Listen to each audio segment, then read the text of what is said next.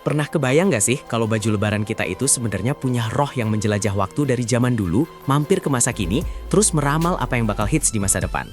Kedengarannya aneh ya, tapi coba deh kamu pikirkan. Setiap helai kain, setiap jahitan, setiap model yang kita pakai di hari raya itu bukan cuma sekedar penutup tubuh. Dia itu seperti kapsul waktu mini yang membawa cerita tentang budaya, tentang perubahan selera, tentang teknologi tekstil, bahkan tentang kondisi sosial ekonomi kita. Dan yang paling seru, dia juga jadi semacam kode rahasia yang menunjukkan siapa kita, ingin terlihat seperti apa, dan ingin bergabung dengan geng mana. Bayangin aja, zaman dulu baju lebaran mungkin sesederhana kain sarung terbaik atau kebaya yang cuma dipakai setahun sekali. Warnanya mungkin belum semerak sekarang, bahan bakunya pun masih terbatas. Tapi esensinya sama, ingin tampil spesial, ingin merayakan kebersamaan dengan penampilan terbaik. Nah, seiring waktu, roh itu terus bertransformasi. Dari yang tadinya sederhana mulai kena sentuhan modernisasi, globalisasi, sampai akhirnya di tahun 2026 nanti, dia bakal muncul dalam wujud yang lebih canggih, lebih personal dan pastinya lebih kece badai dari yang kita bayangkan. Kita ini hidup di era di mana tren fashion itu bergerak jauh lebih cepat daripada kereta api ekspres. Dulu mungkin tren fashion itu diatur oleh desainer-desainer di Paris atau Milan yang butuh berbulan-bulan untuk menyebar ke seluruh dunia. Sekarang, cukup satu postingan viral di TikTok atau Instagram, satu video YouTube Shorts yang meledak, atau bahkan satu outfit keren dari idola K-pop favoritmu, dan boom! Dalam hitungan jam, satu gaya bisa jadi perbincangan, jadi inspirasi, dan jadi buruan jutaan orang. Ini bukan sihir, tapi memang kekuatan internet dan kecepatan informasi yang membuat dunia fashion jadi arena bermain yang super dinamis dan kadang bikin kita geleng-geleng kepala saking cepatnya perubahan. Jadi, di faktanya fakta kali ini, kita bukan cuma mau nebak-nebak, tapi mau bedah habis-habisan apa saja sih 5 baju paling hits yang diprediksi bakal bikin kamu jadi pusat perhatian di Lebaran 2026. Kita akan gali kenapa tren ini muncul, bagaimana sejarahnya, dampak apa yang ditimbulkannya, dan tentu saja, gimana cara kamu bisa mengaplikasikannya biar tampil maksimal. Siap-siap, karena kita akan menyelam lebih dalam ke lautan fashion Lebaran yang super menarik ini. Coba deh kamu bayangkan, baju lebaran yang bukan cuma sopan, tapi juga punya aura seperti karakter di film-film science fiksi. Bukan berarti kamu harus pakai baju astronot atau jubah dengan lampu LED berkedip-kedip ya. Tapi ini tentang bagaimana konsep modest wear alias busana santun dan tertutup mulai dipadukan dengan elemen-elemen desain yang out of the box, yang terinspirasi dari arsitektur modern, teknologi canggih, atau bahkan seni digital. Secara historis, modest wear di Indonesia itu punya akar yang kuat dari tradisi dan agama. Dari kamis klasik, tunik longgar, sampai kebaya modern yang tetap menutup aurat, semuanya berevolusi dari kebutuhan akan pakaian yang nyaman, sopan, dan sesuai nilai-nilai budaya. Dulu, mungkin orang akan berpikir kalau baju sopan itu identik dengan model yang itu-itu saja, minim eksperimen dan cenderung aman. Mirip seperti kamu selalu pesan menu yang sama di warung makan langganan karena takut kecewa kalau coba yang lain. Tapi apa yang terjadi sekarang? Desainer-desainer muda didukung oleh platform media sosial yang memberi ruang eksplorasi tanpa batas, mulai berani menggoda pakem lama. Mereka mengambil siluet gamis atau tunik yang sudah familiar, tapi kemudian menambahkan detail yang tak terduga. Misalnya, lipatan kain asimetris yang membentuk struktur geometris unik, penggunaan material dengan tekstur metalik tipis yang memantulkan cahaya redup, atau bahkan aplikasi bordir digital yang motifnya abstrak dan menyerupai sirkuit elektronik. Ini bukan lagi tentang sekedar menutupi, tapi tentang merayakan kesopanan dengan cara yang cerdas dan modern.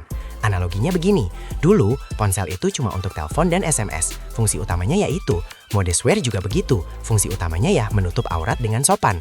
Tapi sekarang, ponsel kita bisa jadi kamera profesional, alat navigasi, dompet digital, bahkan konsol game.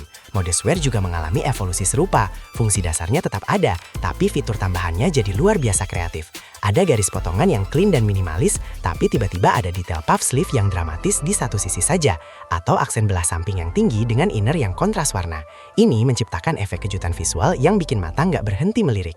Coba bayangkan ini, kamu sedang scrolling media sosial dan tiba-tiba mata kamu tertuju pada sebuah postingan. Bukan karena warnanya yang heboh, bukan karena motifnya yang ramai, tapi justru karena kesederhanaan dan keanggunannya. Itulah esensi dari tren gamis dan koko monokromatik dan minimalis yang diprediksi akan jadi raja di Lebaran 2026.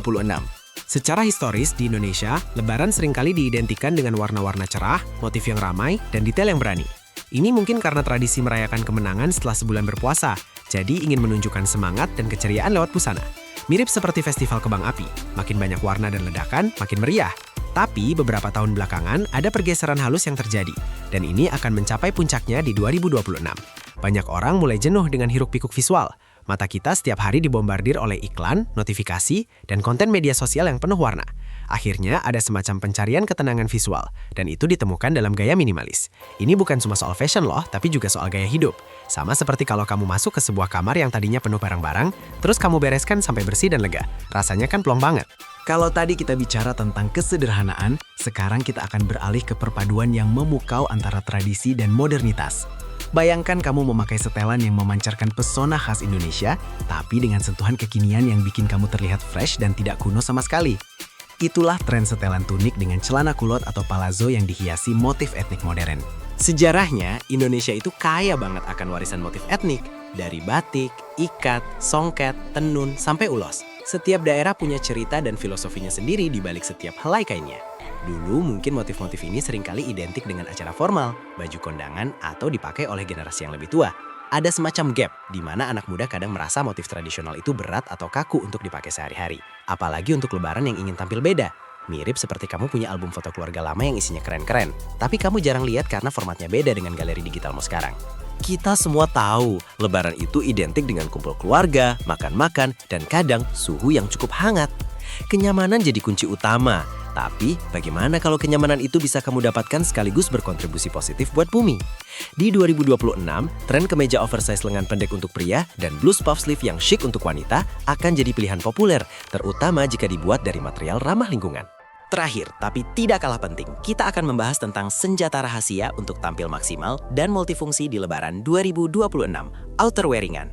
Bayangkan kamu punya satu item pakaian yang bisa langsung mengubah total penampilanmu. Dari kasual menjadi lebih formal, dari biasa-biasa saja menjadi luar biasa, hanya dalam hitungan detik. Itulah fungsi dari kardigan rajut tipis atau vest yang stylish. Namun, di era modern ini, fashion itu menuntut fleksibilitas. Kita butuh pakaian yang bisa beradaptasi dengan berbagai suasana dan acara di hari raya. Dari mulai sholat Id, silaturahmi ke rumah sanak saudara, sampai mungkin nongkrong sore bersama teman-teman. Kita nggak mau dong ganti baju berkali-kali hanya untuk menyesuaikan suasana. Disinilah peran outerwear ini jadi sangat vital. Kardigan rajut tipis misalnya, bukan lagi kardigan nenek-nenek yang tebal dan kuno. Desainnya sudah jauh berevolusi. Ada yang dengan potongan asimetris, ada yang panjangnya midi atau maxi, ada yang dengan detail rajutan terbuka yang airy, atau bahkan yang tanpa kancing sama sekali sehingga jatuhnya lebih flowy. Untuk vest atau rompi, ini juga bukan lagi rompi jas yang formal. Vest modern ini punya potongan yang lebih longgar, bisa dari bahan linen, katun, atau bahkan denim tipis. Ada yang modelnya panjang seperti long vest, ada yang lebih cropped, ada yang punya aksen belt untuk membentuk siluet, atau detail saku besar yang fungsional. Jadi, begitulah teman-teman, faktanya fakta. 5 tren baju lebaran 2026 yang bukan cuma hits, tapi juga punya cerita panjang, alasan kuat di baliknya, dan dampak yang jauh melampaui sekadar penampilan. Ingat, fashion itu bukan cuma tentang mengikuti apa kata orang, tapi tentang bagaimana kamu menggunakan pakaian sebagai medium untuk bercerita tentang dirimu, tentang nilai-nilai yang kamu pegang, dan tentang bagaimana kamu merayakan setiap momen spesial dalam hidupmu. Di Lebaran 2026 nanti, ketika kamu memilih outfitmu, jangan cuma berpikir, ini bagus atau tidak. Pikirkan juga, apa cerita yang ingin aku sampaikan hari ini? Apa nilai yang ingin aku tunjukkan, dan bagaimana aku bisa tampil nyaman, modern, dan tetap jadi diriku sendiri. Karena pada akhirnya, gaya yang paling kece badai itu adalah gaya yang autentik, yang memancarkan kepercayaan diri dari dalam diri kamu sendiri. Selamat memilih outfit, dan sampai jumpa di Lebaran 2026 dengan penampilan yang luar biasa.